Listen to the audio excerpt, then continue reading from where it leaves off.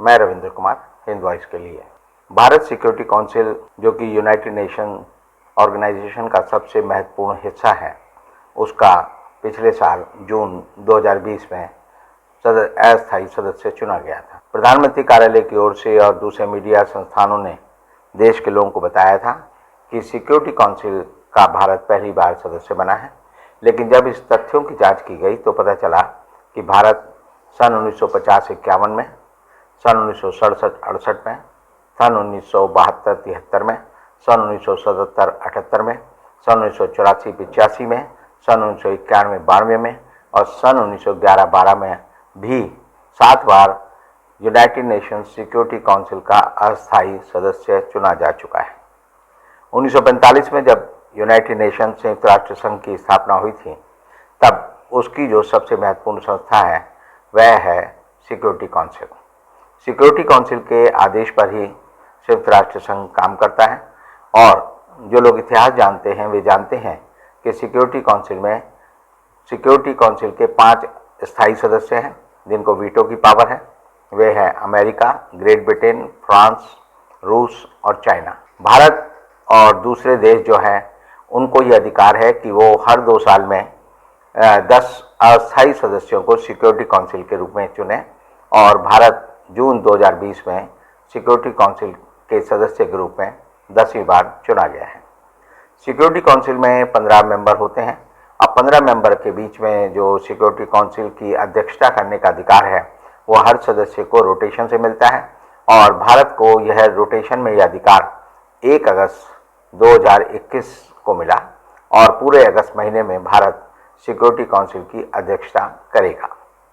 अब चूंकि security council में हमारे गिने चुने दिन हैं जब हम अध्यक्षता कर सकते हैं, तो इस बीच आता है कि क्या भारत ने सिक्योरिटी काउंसिल के अध्यक्ष के रूप में अपनी भूमिका को सक्षम तरीके से निभाया है या देश के हितों की रक्षा की है या नहीं।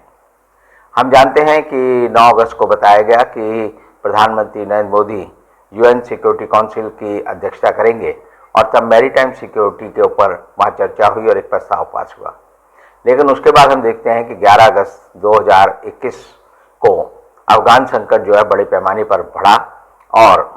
पूरी दुनिया इस बात से अचंभित और भौचक्की रह गई कि तालिबान ने बड़ी आसानी से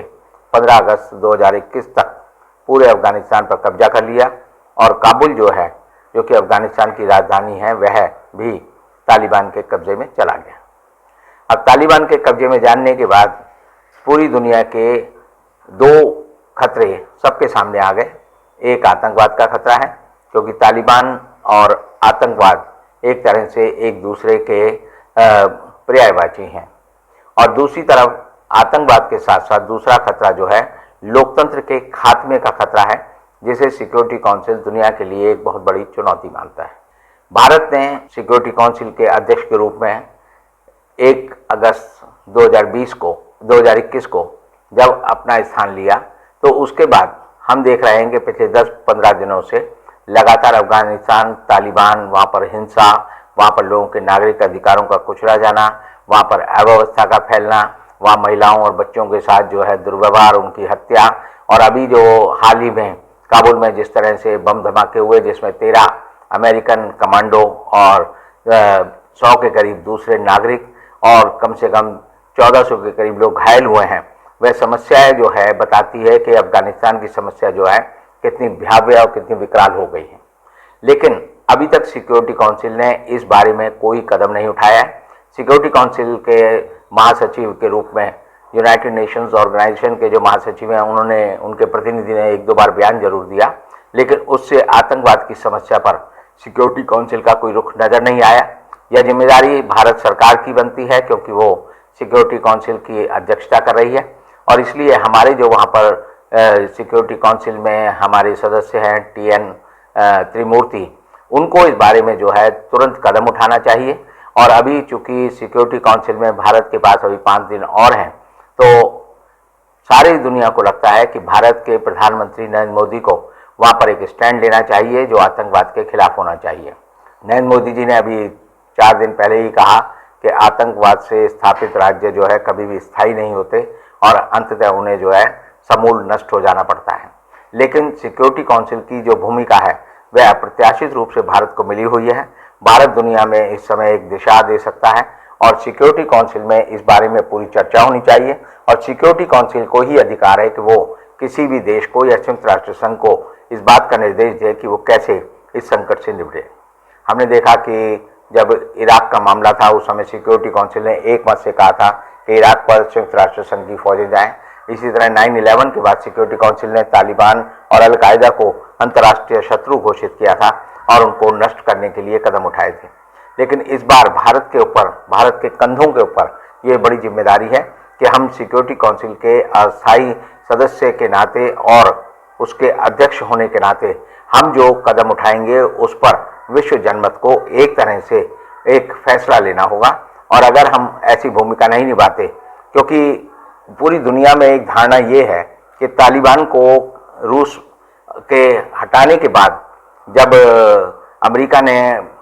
2001 में अफगानिस्तान पर कब्जा किया, उसके बाद से लेकर वही जो है अफगानिस्तान में मुख्य भूमिका निभा रहा है। और बहुत सारे लोगों को मानना है कि जिस तरह दोहा में उन्होंने तालिबान के साथ समझौता किया और उसके बाद ये तय किया कि पहले हम 11 सितंबर 2011 को जो है अफगानिस्तान छोड़ देंगे, उसके बाद तालिबान के दबाव के बाद, पाकिस्तान के दबाव के बाद, चीन के दबाव के बाद, रूस के दबाव के बाद अमेरिका मान गया कि 31 अगस्त 2021 को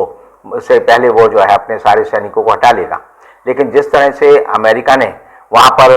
अपनी फौज हटाई है, वो अपने आप में एक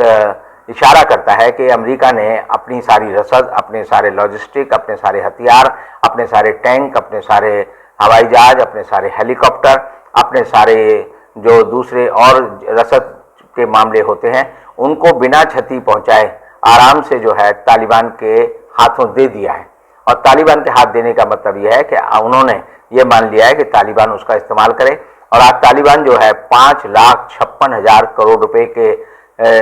जो हथियार हैं वो इस्तेमाल कर रहा है। यह इतने हथियार जो है किसी दूसरे देश के पास आज के दिन नहीं है। हिंदुस्तान भी अगर ढूंढेगा तो हमारे पास भी मौद्रिक रूप से मोनेटाइजेशन, जैसे मोदी सरकार हर चीज़ का करती है, अगर हम अपने सारे हथियारों का मोनेटाइजेशन कर लें तो भी उनकी कीमत जो है 5,56,000 करोड़ की नहीं हो सकती। तो ऐसी हालत में अमेरिका इस सारे मामले में जो गतिविधि चला रहा है वह ये बताती है कि सिक्योरिटी काउंसिल में वह किसी भी हद तक जाकर इस तरह का कोई प्रस्ताव अफगानिस्तान के खिलाफ पास नहीं होने देगा, तालिबान के खिलाफ पास नहीं होने देगा। और इसी तरह यही सूरत हाल जो है बाकी और देशों की है, जिनमें ब्रिटेन है, फ्रांस है, रूस है, चीन है। ये सब लोग भी तालिबान से मिले हुए हैं। ये लोग भी चाहते हैं कि अफगानिस्तान पर तालिबान का कब्जा हो। भारत एकमात्र ऐसा देश है जिसको कि इस तालिबान के अफगानिस्तान पर कब्जे का सबसे ज़्यादा खमियाजा भुगतना पड़ेगा, क्योंकि तालिबान, पाकिस्तान, चीन की अगर धुरी बन जाती है तो वो भारत की पूरी सार्वभौमिक स्वतंत्रता को एक तरह से संकट में डाल सकती है। और ऐसी हालत में नरेंद्र मोदी, जो कि सिक्योरिटी काउंसिल के जो समिति है उसके अध्यक्ष हैं, तो उनको भारत के हितों को ध्यान में रखते हुए एक प्रस्ताव जरूर लाना चाहिए कि पूरा समुदाय, विश्व समुदाय एकजुट होकर जो है तालिबान का विरोध करे, तालिबान को मान्यता न दे, तालिबान के खिलाफ खड़ा हो और तालिबान को समूल नष्ट करे। और अगर हमारी सरकार इस प्रस्ताव को लाने में नाकामयाब रहती है तो एक तरह से ये भारत के संकट को दूर करने की जगह ये बताएगा कि हमारी सरकार अक्षम है और वो देश की सुरक्षा के लिए बहुत ज़्यादा चिंतित नहीं है।